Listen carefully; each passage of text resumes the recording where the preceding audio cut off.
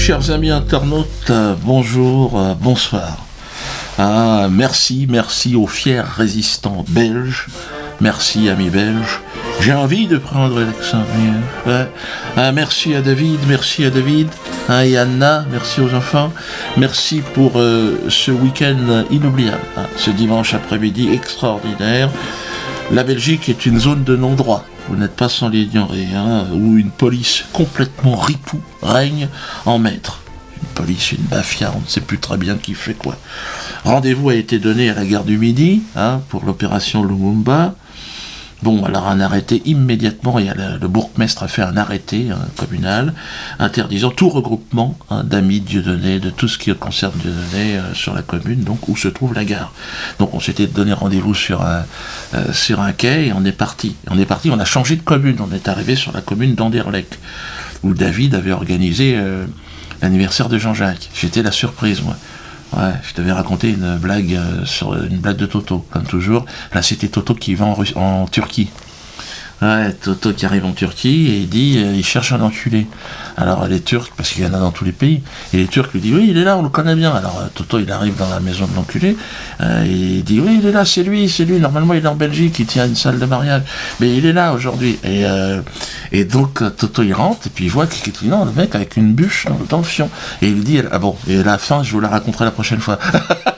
Parce que j'ai pas eu l'occasion de le faire, mais bon, puisqu'il y a eu un arrêté, donc les gens, tout naturellement, sont arrivés sur la commune d'Anderlecht pour fêter ce joyeux anniversaire à Jean-Jacques, où je devais raconter effectivement une blague, mais là, la police suivit les chiens, enfin c'était incroyable, regardez un petit peu.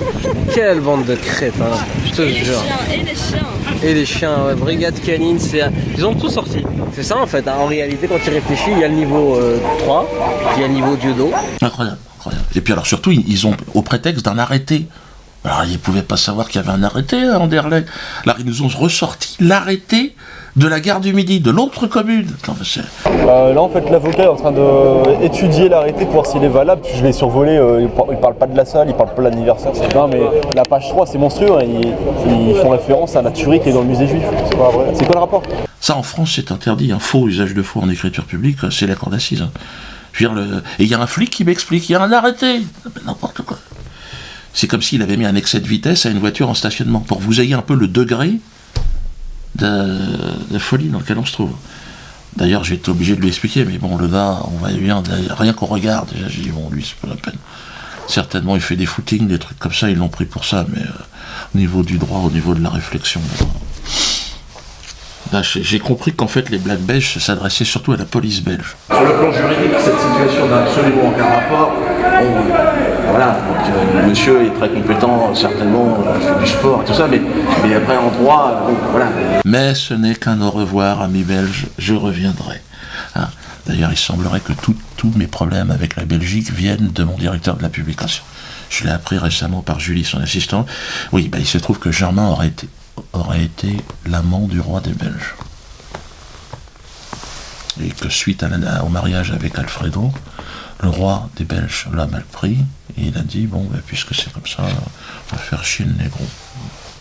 Est-ce que c'est ça? Est-ce que c'est autre chose? Je reviens donc en juillet aussi à Bordeaux.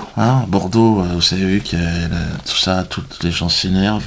Je serai là. D'ailleurs, il y a un duel avec des bouffons. Ils ont dit duel de clowns, ou je sais pas quoi, parce qu'il y a un clown de la LICRA, subventionné, enfin c'est pas par l'État en fait, puisque c'est vous qui payez, qui va faire un spectacle quelques jours avant moi. Nous réduirons la différence entre la brute et l'honnête. Le brut et l'honnête, avec une augmentation des heures sup des menteurs, en faveur des plus punis, des plus démunis. Donc j'invite ce clown à venir voir mon spectacle, puis qu'on discute, on règle ça entre clowns, pourquoi pas? Moi, j'ai aucun problème avec ça. Je serai à Nice le 25. Alors, à Estrosi. Oui, alors, venez, les amis niçois. Il y aura un tarif Estrosi. Estrosi, exactement. Parce qu'il faut savoir que le nom Estrosi était amputé. C'était au moment de l'immigration des Italiens. Et bon, le grand-père, la grand-mère Zizi avait dit, bon, ça fait un peu bizarre. Non, mais la personne à laquelle vous faites référence a un nom. Alors, c'est Estrosi. son vrai nom c'est Strozzi. C'est Stroz, le petit, l'insignifiant, le petite bite, quoi. Le sans-couille, quelque part. Donc on va aller, donc il y aura un tarif, le tarif Strozzi, spécial pour Nice. Hein, donc n'hésitez pas.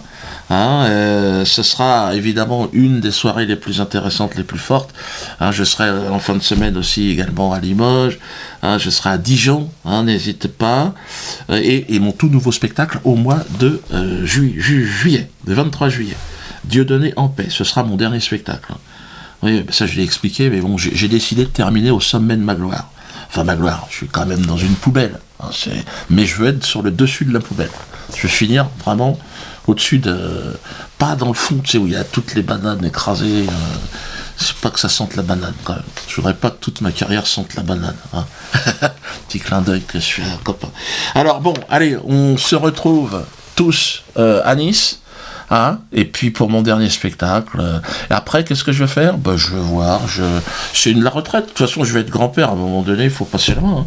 C'est vrai que vous allez être obligé de vous trouver un autre comique, hein, parce que c'est vrai quand je vois la gueule de la concurrence, putain la vache. Et ils ont peur de la correctionnelle, ils ont peur de finir en correctionnelle. Mais bon, qu'est-ce que je te dis, hein. Je veux dire, moi j'ai un mec qui me dit, oh, dis donc, comme le gars de Bordeaux, ouais, moi au moins j'ai eu aucun procès, je lui dis, c'est normal, t'as jamais fait rire personne. Donc tu peux pas avoir de procès. Donc moi j'ai un casier judiciaire, je vous cache pas que même moi ça m'impressionne. Ouais, j'ai peut-être pas de Légion d'honneur, mais j'ai un casier, il fait 12 pages. Hein. 12 pages, donc je commence à avoir un beau patrimoine aujourd'hui, moi, et je vais léguer quand même quelque chose à mes gosses. Faut quand même penser à ça aussi. Penser à ses enfants, faut penser aussi à ce qui se passe après. Hein. Allez, on passe.